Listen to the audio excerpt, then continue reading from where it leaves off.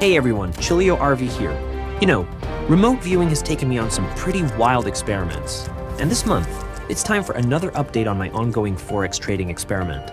If you saw my January results, you know I had a strong start, but February, well, let's just say it was a different kind of lesson. This month, I struggled to be consistent in making daily sessions. So, halfway through February, I decided to switch things up.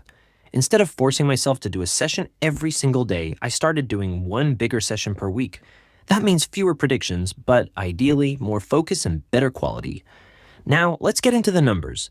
There weren't a lot of trades in February. I made only 8 predictions, and 5 of those happened in the last week after I switched to a weekly session format. Out of those 8 predictions, only 4 actually matched a pattern, meaning I took 4 trades in total. On February 10th, we had a good match for the pattern. The final result was actually very similar to my prediction, which is a good sign for the method itself, but the candle went in the wrong direction. So, instead of a win, it ended up as a small loss. That's just part of the game. Then, on February 24th, I made a mistake.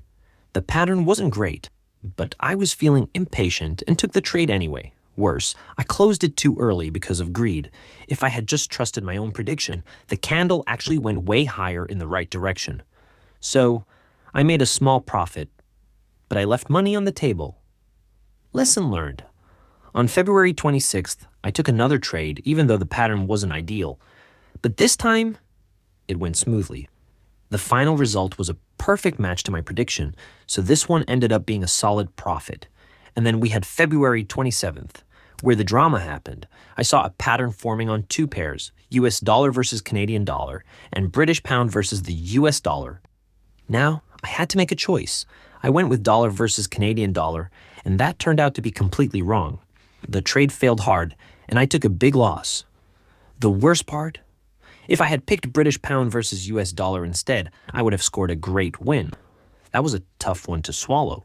So, the lesson here, if I see patterns forming on 2 inversely correlated pairs, I should just sit it out. No trade is better than the wrong trade. Now, how did February end? The total loss for the month was negative 2.07%. And the crazy part, if I had made the right choice on February 27th, I'd be looking at a positive 4% month instead of a loss. That one bad call made all the difference. But this doesn't tell us much statistically. Only 4 trades in the whole month isn't enough data. Moving forward, I'll stick to the weekly session format.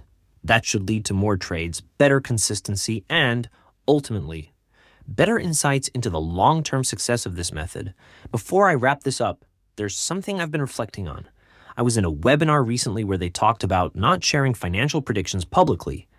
Not because of the results themselves, but because of the energy surrounding them. The idea is that when you put predictions out there, they can get tangled with negative vibes, haters, doubters, people who secretly or not so secretly want to see you fail. And honestly, I've felt a bit of that energy lately, so I'm still deciding whether I'll continue sharing these results publicly or keep them within a trusted group. I haven't made up my mind yet, so for now, I won't guarantee that I'll post next month's results. That said, I'll absolutely keep sharing remote viewing content, side projects, and other cool topics. There's always something interesting to explore. So that's it for February. A tough lesson, but a valuable one. If you're enjoying this experiment, let me know in the comments. And if you want a full breakdown of my remote viewing trading method, let me know. I might put together a detailed video on that. Until next time, keep exploring the unknown and have fun, because this is truly an amazing practice. See you soon.